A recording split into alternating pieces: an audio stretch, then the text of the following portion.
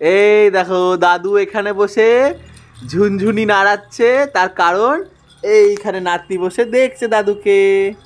দেখেছো, নাতনির টানে দাদু উঠে একদম স্ট্রং হয়ে বসে পড়েছে, একদম ঝুনঝুনি নাড়াচ্ছে।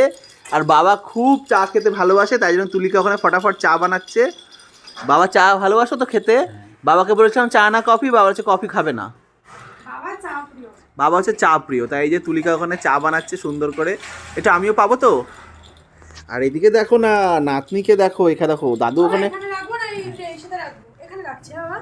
এই যে বাবার চা চলে এসছে। টেবিলটা একটু সুন্দর করে এগিয়ে দাও।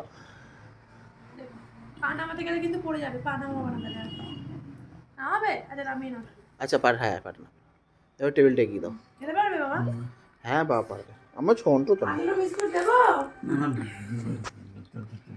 যথেষ্ট বলছে, যথেষ্ট। খাও, ভালো করে খাও।